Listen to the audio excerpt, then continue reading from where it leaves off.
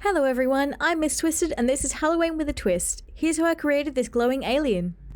I'm starting off with a bunch of LEDs attached to a battery pack and some foam clay. We're going to create some weird little antennas. So with a little piece of the foam clay in a bit of a sausage shape, I'm going to press and wrap the wire just below where the LED is. Once that's fully wrapped around, I'm going to slowly work it with my fingers until it's nice and smooth back in that sausage shape. Once the shape's looking great, I'm going to make sure that the very bottom is pressed flat against a surface. This is going to be where it sits against my forehead. Let's do this 3 more times so that we've got 4 antennae of different lengths. And it looks like these are looking pretty good, so I'm going to put these aside to dry for at least 24 hours to make sure that the foam clay is fully set. And the next day it's time to get started. So I've got a couple of these on branches and I've got the antenna on a separate section. Like a true professional, I'm going to use some duct tape to attach the battery pack to the back of my neck so it's out of the way. Now I can have the LEDs that are attached to the antenna coming up over my forehead, and for the other smaller branches full of LEDs, I've got those tucked over my ears so they're going to rest against my cheeks. We're going to brush some spirit gum onto my forehead and underneath on the flat side of the antenna. I'm making sure to wait a few minutes for the spirit gum to get nice and tacky before I press it onto my forehead. Now it's time to use the same spirit gum with the rest of the LEDs. I'm going to create a sort of line going along my cheeks and up onto my temples.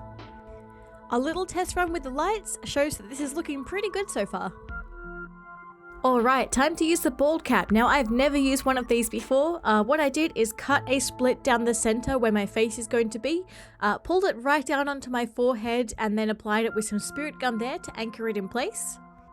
And I'm going to apply spirit gum all the way along my forehead and down onto my cheeks and temples. My idea was that the bald cap would actually cover part of the antenna and part of the LEDs on my cheeks to sort of help smooth it over and make it more look like it's directly coming from my skin. So you can see here I tried to cut some holes in the bald cap to pull the antennas out through it, which was kind of messy, but it got the job done. Pulling the bald cap nice and tight over my cheeks. Now in hindsight, I should have measured and cut out the bald cap shape before I put it on my head, but I didn't, so I'm being very careful around my eyes with these scissors. Don't try this at home, guys. But you can see I'm using very teeny weeny little careful snips. I'm going to cut off the excess below the cheeks as well, and I'm going to create a hole so that I can stick my ear through so I can still have some really cool looking pointed ears. Time for some more spirit gum on all those edges to smooth them down. I'm dabbing some acetone onto all of the edges, which is going to help melt the latex slightly and blend it into my skin.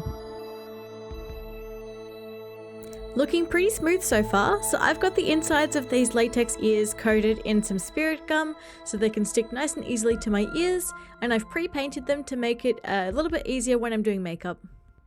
My early birthday present to myself this year was a makeup airbrush, which is the best thing ever. It makes it so easy to go on really smooth. And the makeup I'm using is alcohol based, which means it does not smudge or sweat off, which is fantastic if you're wearing it all day. If you don't have an airbrush, that's no problem. A grease paint or a good quality watercolor paint is fantastic for these too. I always love using Kryolan or Mehron for my paints. With this lovely bright blue, I wanted to use a purple to create some contouring and a bit of contrast. So I'm putting it primarily just under my cheekbone line, in the smaller parts of my collarbones and down the center of my forehead as well. Another quick test run to make sure that the lights are still showing through over the paint. And to fix up these eyes, so I've got these beautiful green and white sort of detail contact lenses I'm going to use. And I'm applying a soft black eyeliner pencil around my eyes and on my waterline just to define them nicely. I'm using a short, dense brush to apply some eyeshadow, some slightly darker blue underneath and on the top a purple to match the contouring.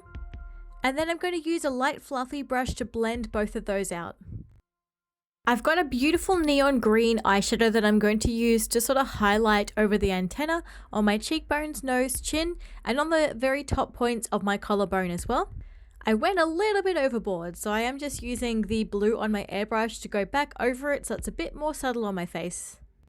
I'm dabbing some purple eyeshadow right in the center of my lips just to give them a tiny bit of definition.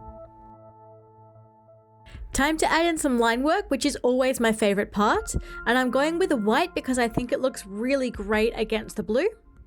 I'm just freehanding the pattern. The inspiration for this was essentially a cross between the webbing of insect wings and perhaps scales like on a crocodile.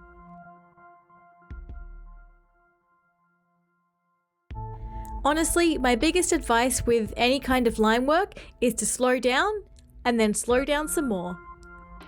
The more you take your time with line work, the easier it is to get those small details, the different thicknesses in lines, and the exact curves and strokes that you want.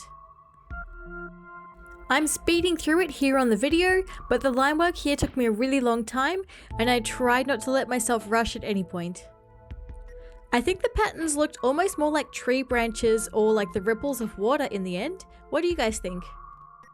For some last minute touch-ups, I'm just adding in a bit more contour around the nose and under the chin, putting a tiny bit of silver highlighter on my lips, and some fake eyelashes.